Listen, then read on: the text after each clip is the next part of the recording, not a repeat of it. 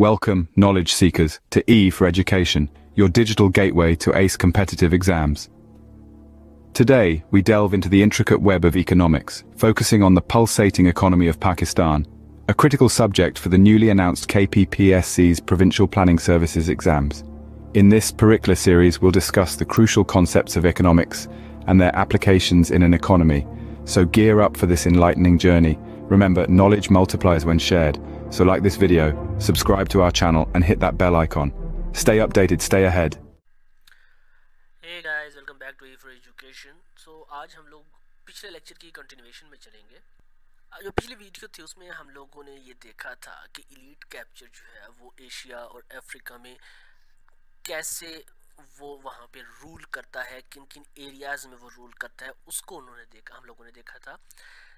अब हम लोग ये देखें, हमेशा एक बात याद रखें, इलीट्स बुरे नहीं होते, ठीक है जी। इलीट्स जो है ना वो आपके बुरे नहीं होते, बल्कि ये एक फैक्ट है कि किसी भी मुल्क की जो इकोनॉमी होती है वो उसके इलीट्स पर चल रही होती है, उसके इलीट्स ही उसको चला रहे होते हैं। उसके मुल्क के जो बड़े बड़े मगरमच्छ होते हैं वो बेसिकली उस मुल्क की इकोनॉमी को ड्राइव कर रहे होते हैं, ठीक है। उन्हीं की वजह से उस मुल्क की जो है वो उस मुल्क में आपके पास हम लोग कह सकते हैं कि एम्प्लॉयमेंट भी जनरेट होती है, उस मुल्क में टेक्नोलॉजी भी आती है, सब कुछ होता है।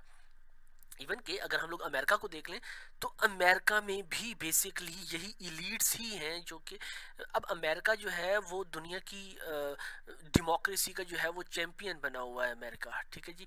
लेकिन अगर हम लोग देखें तो वहाँ पे भी यही इलीट्स ही हैं जो कि रूल कर रहे हैं। आज तक अमेरिकन सेनेट जो है, ठीक है जी, अमेरिकन सेनेट जो है वो आज तक उनके जो अमेरिकन राइफल एसोसिएशन जो है ARF, ठीक है जी, उसका क़याम जो है वो ख़त्म नहीं कर सकी। क्यों? क्योंकि वो उनके जितने भी वो जो अमेरिकन राइफल एसोसिएशन है वो बेसिकली बड़े बड़े बिजनेस ओनर्स हैं, उनके इलीट्स हैं जो कि उनको पीछे से सपोर्ट कर रहे हैं, और वही इलीट्स होते हैं जो कि उनके सेनेट में आने वाले और उनकी जो हाउस ऑफ रिप्रेजेंटेटिव होता है उसमें आने वाले जितने भी उनके सेनेटर्स और उनके पॉलिटिशियंस जो होते हैं उनको वो ही फंड कर रहे होते हैं, और वो पॉलिटिशियंस उनका ही एजेंडा लेकर चल रहे होते हैं, ठीक है। तो इनके नेगेटिव एंड पॉजिटिव कोनोटेशंस जो हैं वो हमेशा होते हैं। पाकिस्तान में अगर हम लोग देखें तो हमारी जो इलीट है ये जो है आपके पास क्या है, ये आपके पास पाकिस्तान में और आपका जो साउथ एशिया का रीजन जो है इधर, इनकी जो है ये सारी की सारी नेगेटिव कोनोटेशन होती है। और मोस्टली जो पाकिस्तान बेसिकली आपके पास एक पोस्ट कॉलोनियल स्टेट है, और हमारे पास जो ये तकरीबन जितने भी पोस्ट कॉलोनियल स्टेट्स हैं इन सब में यही चीज़ जो है वो हो रही होती है। अब अगर उन नेगेटिव आउटकम्स को देखा जाए कि वो कौन कौन से नेगेटिव एस्पेक्ट्स हैं उनके, तो वो आपकी डिसीजन मेकिंग प्रोसेस को जो है वो कर रहे होते हैं। डिसीजन मेकिंग प्रोसेस में उनकी बहुत बड़ी से होती है। कम्युनिटी पार्टिसिपेशन को ये जो है उसको ये लोग इग्नोर कर रहे होते हैं ये लोग। इसी तरीके से आपके पास इनइक्वालिटीज़ जो हैं इनकी ही वजह से आपके पास ज़्यादा हो रही होती है, वाइडन हो रही होती हैं आपके पास, और इन्हीं इनइक्वालिटी के वाइडन होने का फिर ये फ़ायदा उठाते हैं। They try to exert exert more influence over the local leaders जो होता है उसके ऊपर, जिनको हमजा अलावी ने जो है अगर हम लोगों ने पीछे देखा भी था वो ट्रेडिशनल इलीट्स का नाम देता है। अर्बन प्लस जो आपकी अर्बन बेस्ड आपकी जो NGOs होती हैं वो भी आपके पास इन्हीं को वो कर रहा होता है। सो हमजा अलावी का ट्रेडिशनल इलीट, और उसमें आपके पास अर्बन बेस्ड NGOs होते हैं जो कि आपके एक्ट करती हैं as a traditional broker, okay, और ये डेवलपमेंट रिसोर्सेज को जो है मैनिपुलेट कर रही होती हैं आपके। अब हम लोग देख लेते हैं कि जी अगर हम लोग इलीट कैप्चर इन पाकिस्तान को क्वांटिफाई करें तो बेसिकली UNDP की एक रिपोर्ट आई थी 2020 में जिसका नाम था आपके पास Pakistan national human development report, और इसके मुताबिक आपके पास 8 ग्रुप्स हैं जो कि सबसे पहले तो वो जो है बेसिकली 3 P's ऑफ इनइक्वालिटी बताता है कि जी एक तो आपके पास पावर रिलेटेड इनइक्वालिटी है, दूसरा पीपल रिलेटेड इनइक्वालिटी, और तीसरी policy related inequality. And there are 8 groups who have captured the state apparatus.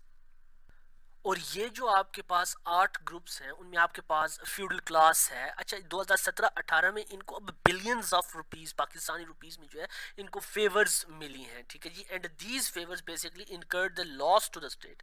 अगर हम लोग फ्यूडल क्लास की बात करें तो 370 बिलियंस की उनको फेवर्स मिली आपकी स्टेट की तरफ से। आपकी इंडस्ट्रियल क्लास को जो है वो 528 बिलियंस की फेवर्स मिली। इसी तरीके से आपके बैंक्स को 196, आपके एक्सपोर्टर्स को 248, आपके बिग ट्रेडर्स जो हैं, बड़े बड़े लार्ज ट्रेडर्स जो हैं, उनको 348 बिलियंस की, आपकी जो हाई नेटवर्थ इंडिविजुअल्स हैं, आपके अमीर अमीर मोटे मोटे लोग जो हैं, उनको 368 बिलियंस की फेवर्स मिली। इसी तरीके से आपकी जो मिलिटेब्लिशमेंट है या मिलिट्री इस्टेब्लिशमेंट है, उनको 257 बिलियंस की फेवर्स मिली। इसी तरीके से आपके जो स्टेट ओन्ड एंटरप्राइजेज हैं बेसिकली, उनको 345 बिलियन रुपीस की जो है वो क्या मिलती हैं, हम लोग कह सकते हैं इनको 345 बिलियन रुपीस की जो है वो मिली हैं, इनको फेवर्स मिली हैं। और ये जो फेवर्स हैं ये आपके पास एक लॉस है, and this cumulative loss was about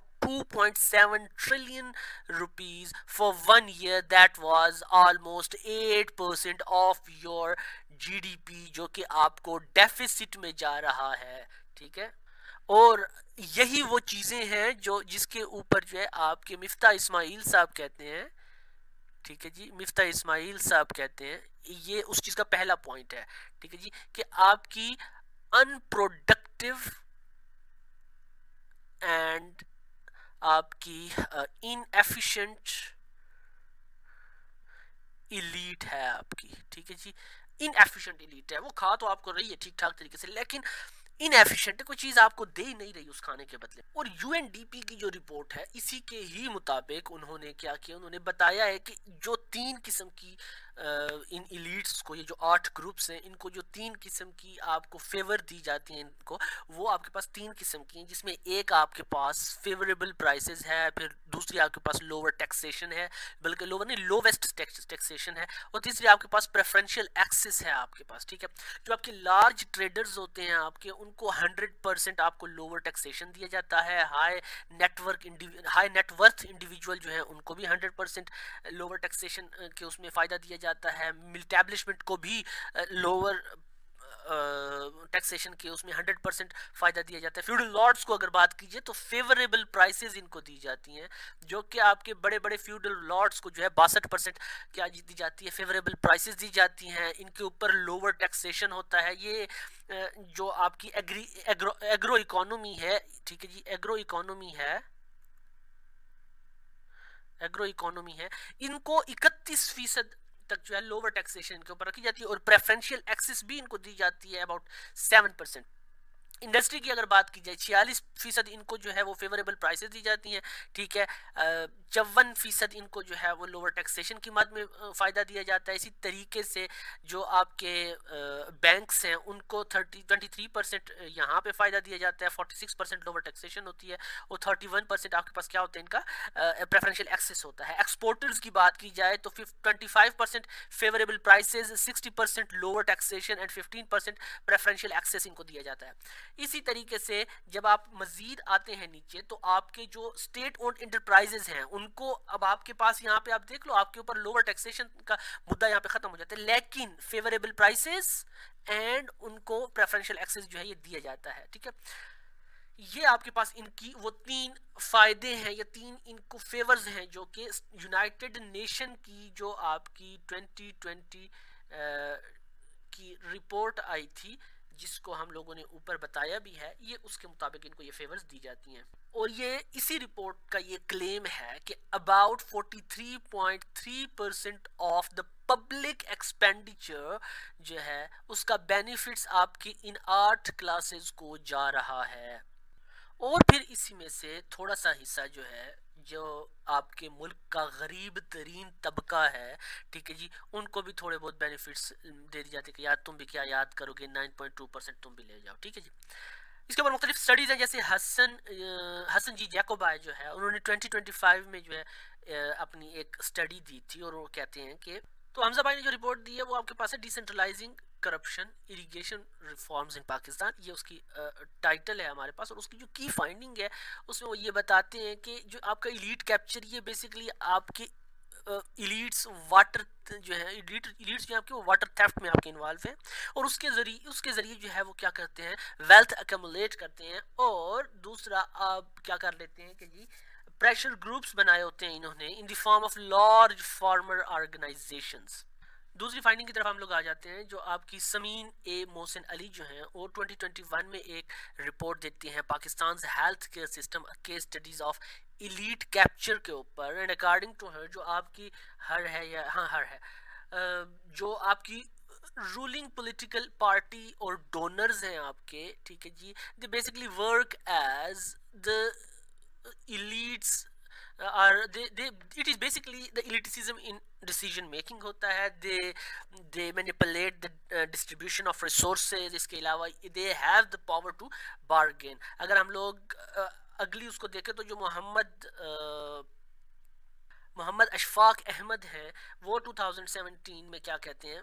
तो अशफाक अहमद साहब जो हैं 2017 में एक उनकी स्टडी आती है the state autonomy extraction and elite capture के नाम से। दूसरी उनकी 2019 में आती है Pakistan economy under elite tax and amnesty scheme जो है उसमें वो कर देते हैं। एमनेस्टी स्कीम ऑफ 2018 के ऊपर उन्होंने लिखा था। और यही वो है कि जिसमें आपके पास वो इमरान खान साहब की जो वो थी क्या हैं अभी भी उनकी जो वो फराह गुजर जो हैं अहमद नदीम गुजर और फराह गुजर, उनके वो जो उसमें उन्होंने इनको भी वो किया हुआ है, याद फरमाया हुआ है कि उसने 2018 की एमनेस्टी स्कीम में, इवन के 2017 की एमनेस्टी स्कीम में भी जो है उसने अहमद नदीम गुजर ने ठीक ठाक फ़ायदे उठाए और उसके बाद जो है फिर वो अभी पीटीआई में है और उधर से उनको किस तरीके से मज़े कर रहा है, वो सारी की सारी बातें उन्होंने इधर इन रिपोर्ट्स में जो है इनको भी उनका जिक्र उसने किया हुआ है। सो ये जितनी भी आपके पास हम लोगों ने डिफरेंट स्टडीज़ पढ़ी हैं ये इसी चीज़ को सेकंड करती हैं कि ये जो आपके जितने भी ऑफ शोर्स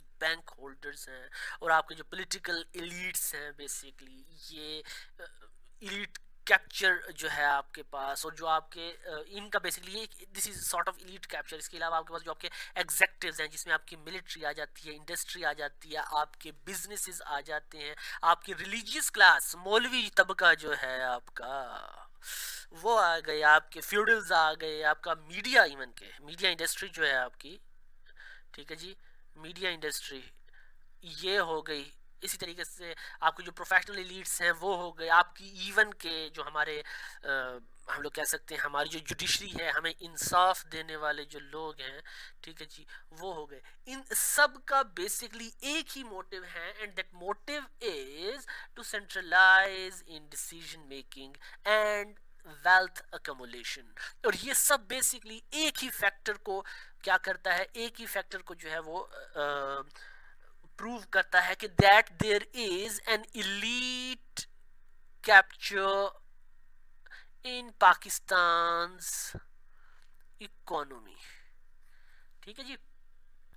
तो ये जो है आपके पास सारी की सारी कहानी है, ठीक है जी, कि जी आपका इलीट कैप्चर कैसे जो है आपके मुल्क में है, काम कर रहा है आपके मुल्क में, ये आपके पास सारा का सारा इसी चीज़ को जो डिफाइन करता है। नाउ अब हम लोग आगे देखते हैं कि जी ये जो इलीट कैप्चर है इसको हम लोग किस तरीके से जो है ना लिमिट कर सकते हैं या ख़त्म कर सकते हैं, या इसका मुकाबला किस तरीके से किया जा सकता है, या क्या इसका मुकाबला करना मुमकिन भी है या नहीं है। ये चीज़ें जो है ये फिर हम लोग अपनी जो अगली वीडियो होगी इंशाल्लाह उसमें हम लोग पढ़ेंगे। अब तक के लिए हम लोगों ने अपने डिफरेंट आर्गूमेंट्स से, डिफरेंट स्टडीज़ ऑफ हिस्टोरियंस से, हिस्टोरियंस जो है हमारे उनकी स्टडीज से, हमारे जो डिफरेंट हमारी जो स्कॉलरशिप है, ठीक है जी, उनकी मदद से हम लोगों ने इस चीज़ को बहुत हद तक देख लिया कि हाँ देयर इज